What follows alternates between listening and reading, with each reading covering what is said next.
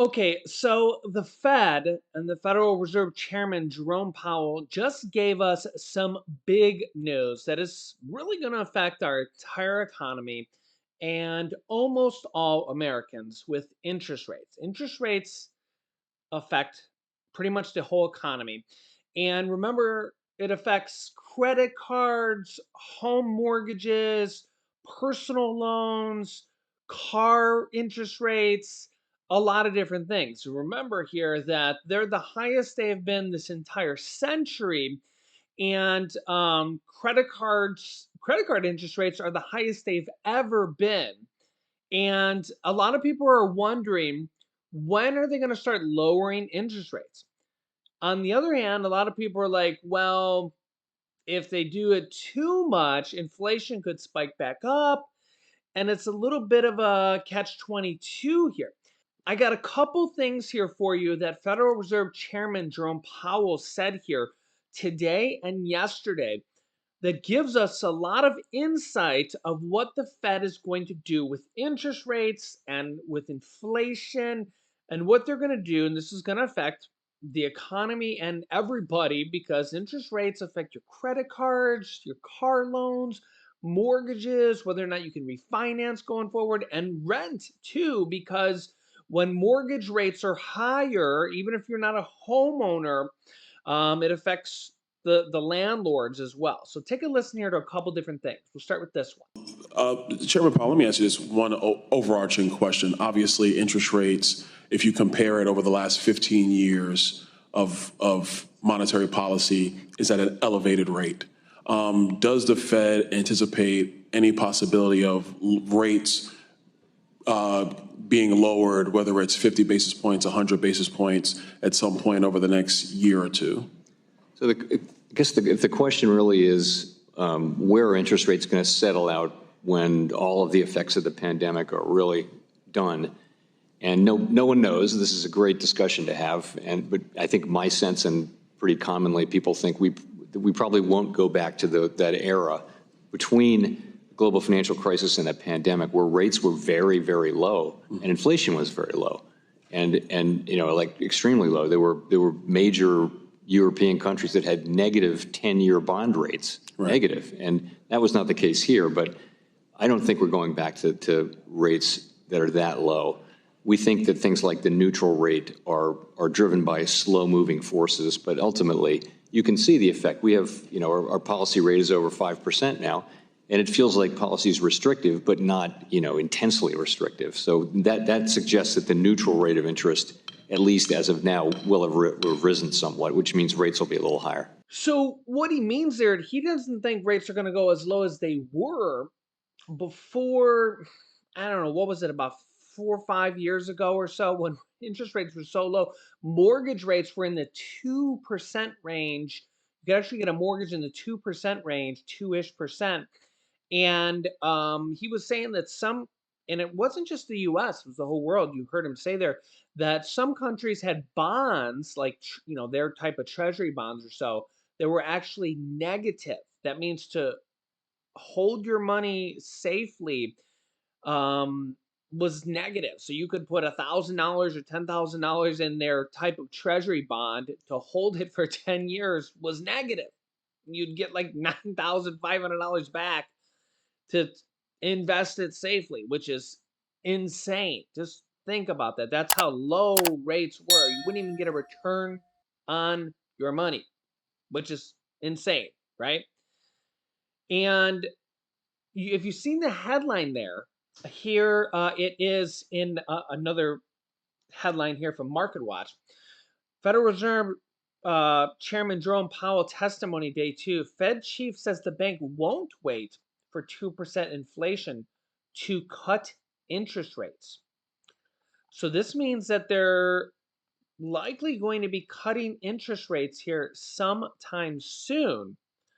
And this is maybe a good thing for most people. Take a listen to it. I'll get to this here in a second, and also what the market responded here. Take a listen to this next clip. So when you mentioned recalibrate policy yesterday in the Senate hearing, was part of your thinking taking a more holistic view of economic conditions? Yes, very much so. Okay. Yeah. Okay. Chairman, is there any data to support the so-called greedflation?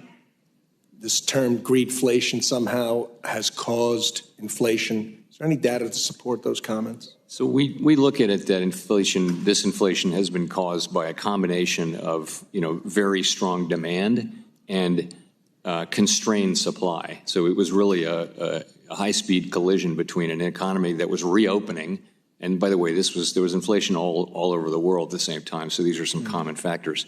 But at the same time, you had tremendous demand, for example, for automobiles. You had constrained supply because there weren't enough semiconductors, long story short. But, so that to us is what this inflation is all about. So we've observed, the sort of healing of the supply side at the same time, restrictive monetary policies weighing on demand, and we've seen inflation coming down from Right, those. so there's no data that supports that gouging of consumers is part of the inflation. It's been very hard to track a connection with, earnings and things. And you heard that term greedflation.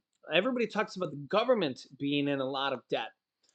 People are in a lot of debt as well. Here is Americans' debt over the last 10 years. And you can see it has steadily been rising here, except for a dip here when we had over a couple years. The Americans are now in about $18 trillion of debt, and it's not going down yet. The blue is housing debt, and the red is non-housing debt, and the gap is going up. Also, the average American now has almost $8,000 in credit card debt alone. And of course, the interest rates aren't helping. But, you would also say that maybe the high interest rates would maybe deter people from using them so much when the average credit card interest rate is almost 30%. So yeah, if you can pay those down first, because that is the worst interest rates that there are. That's the worst debt that there is. So if you're paying a 33% interest rate on, as an example, that means that 33% per year, so times 3 would be 99% or 100%. That means you're paying 100% interest in 3 years. That means that you're paying the full balance in 3 years. So that means that if you had $10,000 in credit card debt, that means in 3 years, for round, simple math, simple numbers, you're paying $10,000 in interest as well in 3 years if you had a 33% interest rate, and you still owe the $10,000 to the credit cards. This is why credit card debt is very, very bad. Okay, if you don't, if you pay your credit cards off every month, they're good because they'll build your credit and they'll actually pay you with rewards. But credit card debt is bad if you're not paying them off every month. Yeah. And of course, they're at an all-time high in interest rates as well.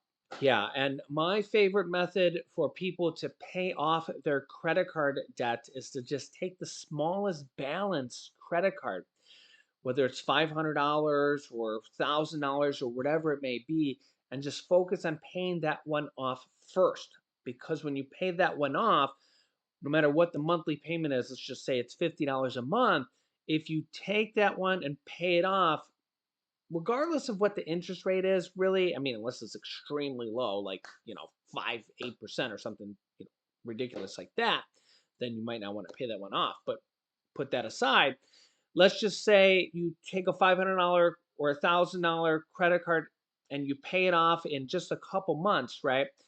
Now that one's gone. You don't necessarily want to close it, because if you close it, that will actually lower your credit card unless you have no self-control at all. But just pay it off. Then you have that payment that you were paying on that one. Now you have that $50 a month payment that you can then apply to the next lowest balance. So now you can pay 2 payments a month to the next lowest balance. Now that's kind of the debt snowball. So now you can take 2 payments to the next lowest balance. And then when you pay that one off, now you have 2 cards paid off. And then you can take those 2 payments and apply them to the next lowest balance. And now you can make 3 payments on that because you've paid off 2 cards. And you can just keep applying the snowball. And of course, then don't go run up the balances on the ones you've paid off. And this is how you can make some significant progress on your debt, because credit card debt is pretty much the worst debt. You know, it's not on a car, something you need for transportation. It's not on a home, something you're building equity. And yeah, so if anything, pay off your cards in full every month, or pay cash for your groceries or your gas, because right now credit cards are at all-time high interest rates. So hopefully they'll lower interest rates soon. I will keep you up to date here on this. Let me know your thoughts. Make sure to subscribe down below. Click the bell icon so you don't miss out on new videos. I will keep you up to date with everything going on here in our country on a daily basis. Click here to watch the video about the largest personal information data breach that just happened. You need to know about that, and you can click on this video here to see the information. Thanks for watching, and I'll see you in the next video.